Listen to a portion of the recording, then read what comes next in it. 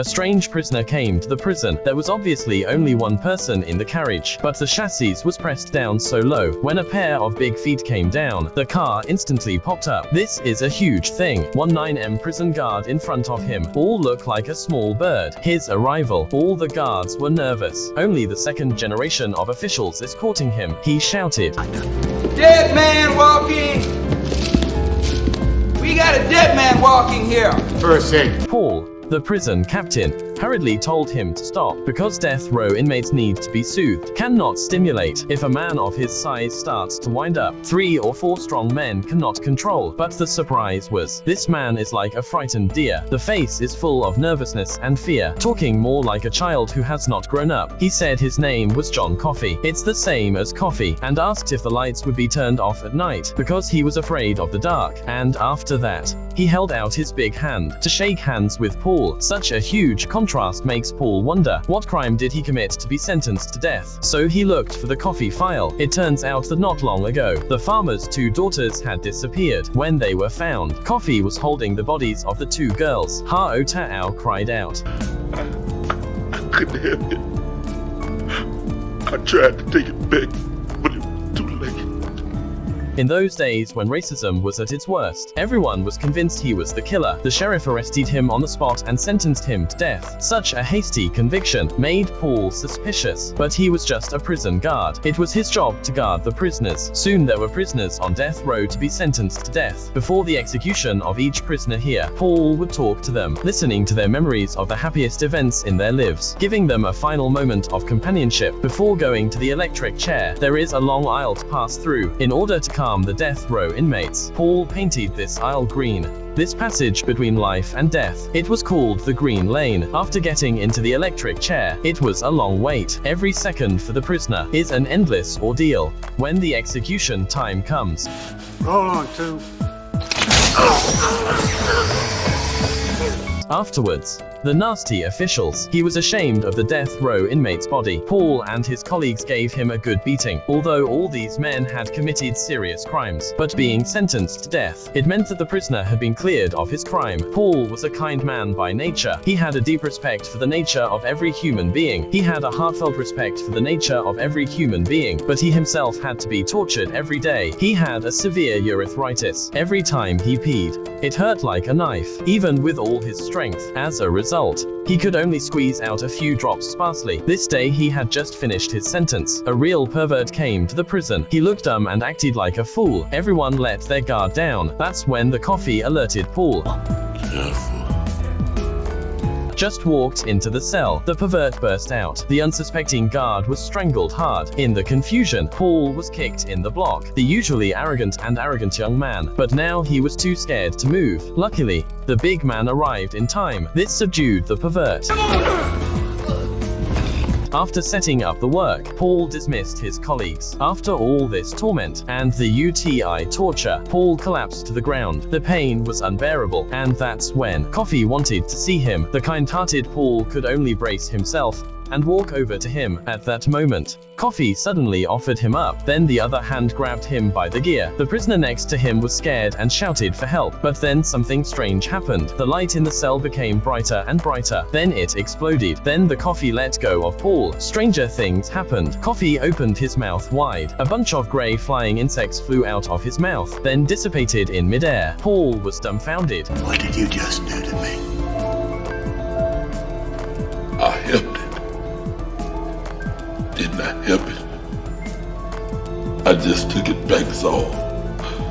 Paul felt the pain in his lower body seemed to have really disappeared. He went to the toilet, unprecedentedly clear. His urethritis cleared up. After this incident, Paul became more and more suspicious of the charges against Coffey. He found Coffey's defense attorney. Little did he know that he was an extreme racist. Even he didn't believe Coffey was clean. In this day and age, Paul couldn't find out the truth, and he couldn't do justice. The only thing he could do was to try to be kind to the Coffey, to express his gratitude to him. But not everyone is as as kind as coffee. The new perverted felon. There was no sign of remorse, either spitting on Paul or pissing on the guards. The guards sprayed him with a high-pressure water gun. He was put in a small black room. Yet the next day, he sprayed chocolate bread, which he had been holding for a long time, in the guards' faces, beyond the bars. The same evil is played out every day. This black-hearted official, usually, he's a bully. He likes to bully death row inmates when he has nothing better to do. Paul and his colleagues are tired of him, but because of his status, we cannot do anything to him. But the bad guys have their own way of doing things. One day he had just finished bullying a prisoner. He was grabbed by a real pervert. He was being pushed around. He used the nastiest language to make him feel better. He was so scared that he peed his pants. The old prisoner who was also bullied was in a good mood. He laughed at him for being a coward, who was afraid of being a coward. But such people are often vindictive. The old prisoner had a pet. It was a little mouse. He was not afraid of people and was very clever. He rolled around on a wooden tube all day long. It was always the mascot of the prison. Before the old prisoner was sentenced to death, he was the one who was most worried about him. He asked the prison guards to take good care of the mouse. He asked the guards to take good care of the little mouse after his death. However, when the little mouse chased the roller and ran outside the cell again, it was the nasty official. The old prisoner cried out in despair. This was his last hope. The officer left without a thought. That's when the coffee struck again. Give him to me. Give him to me, might still be time. Paul picks up the dying rat and handed it to Coffee. He saw the rat's tail wagging between his fingers. The rat's tail wagged as it emerged from his fingers. In a few moments a holy light came on. Then Coffee coughed violently again. More flying insects flew out of his mouth, dissipated in the air. The little mouse miraculously lives. The guards witnessed this miracle. They were all dumbfounded. Afterwards, Paul found the official. He warned him severely, "Get the hell out of here, or he'd tell everyone about the time he peed his pants. He'll tell the public." In exchange for his help, Paul promised to let him take charge of the last execution. However, this time, it was the owner of the little mouse who was executed. The official still held a grudge against him. The execution was tampered with. As a rule, the condemned man's head should be padded with a wet sponge. The purpose is to let the electricity penetrate the brain quickly, thus reducing the prisoner's pain. But the official did not wet the sponge. Paul sensed something was wrong, but it was too late. It was time for the execution. The current was turned on. The old prisoner did not die immediately.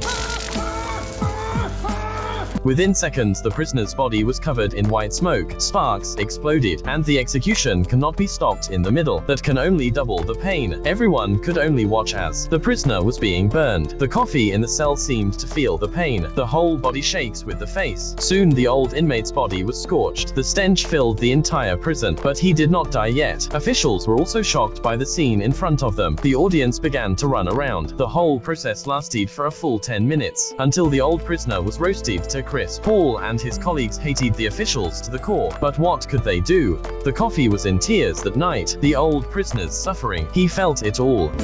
Awful time now, boss. Dog time. When the matter was over, Paul came to the warden's house as a guest. He learns that the warden's wife is very sick. Brain cancer made her feel like she was possessed. Sometimes she was a different person. Foul language came out of her mouth. It was unpleasant to hear. Seeing his friend in such pain, Paul had a bold idea. Let's give coffee a try. Soon he and his colleagues were in action. They drugged the pervert and tied up the official and put him in a dark room. They told him that this was his punishment. Then they brought the coffee out. The group walked out of the prison. The guards had seen the miracle of coffee. They trusted him enough. They didn't even give him a hand test. Coffee didn't have any intention to escape. Breathing the air outside again, Coffee showed a long-lost smile. When he came to the warden's house, Coffee's expression was heavy again. He felt his wife's pain. The lady was suffering from the disease, and she was no longer human. Coffee sat by the bedside, soothing her gently. Then, in front of all eyes, he kissed her with his body. Her husband was stunned. The light in the room began to grow louder and louder. Something was sucked out of the lady's mouth by the coffee. Then the clock stopped and the glass shattered. The house also shook violently. Look at the lady again. Her face had regained its color. The coffee had sucked all the sickness into herself. He began to cough violently. But the strange thing was, this time there were no flying insects coming out of his mouth. The lady on the other side woke up. She seemed to be 10 years younger. She had lost the memory of her illness. But when she saw the coffee, she felt very close to him. She gave him a necklace to keep him safe. Then she hugged the big man deeply.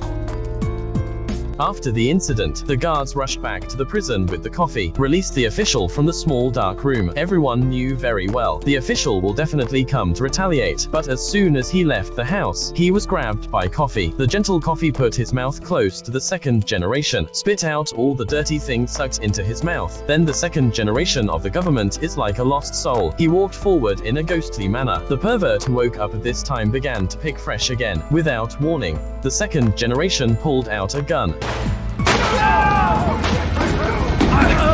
After shooting the pervert, a large pile of flying insects flew out of his mouth. Paul questioned the Coffee. Why did you do this? Coffee held out his hand for Paul to hold. Then he transferred a part of his power to Paul. A dusty past also came to Paul's mind. So those two girls back then, Coffee really didn't kill them. He was trying to save them, but failed to do so. The real brother. In fact, it was the pervert. Paul was distraught to learn the truth. No one would believe the truth he saw through the miracle. He couldn't help the Coffee to clear his name. Now the pervert is dead. The official was also sent to a mental hospital. Everything seemed to be quiet in prison, but Paul was in deep distress. Coffee's death is in a few days. Paul asked him what he wanted to eat. Did he need a priest to pray for him? But what he really wanted to ask was, do you want me to let you go?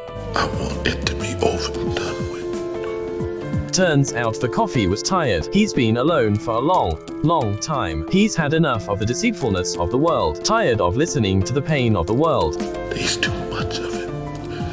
It's like pieces of glass in my head all the time. Death for him became a relief. He made one last wish, to see a movie. That day, in the company of the guards, Coffee watched the only movie of his life. He smiled, moved like a child. On the day of the execution, Coffee was extraordinarily relaxed. He told jokes in the corridor, but the guards were all heavy-faced. Just after stepping into the execution yard, Coffee said to the guards, he felt the girl's family. He felt the hatred for him. Feel how we feel then. We don't hate you. Can you feel that? Another prison guard is already in tears. Coffee pleads not to put a hood on him. Paul patted him with sponges with his own hands. He shook hands with him for the last time. Then, gulping, he spoke the order for the execution. Power up.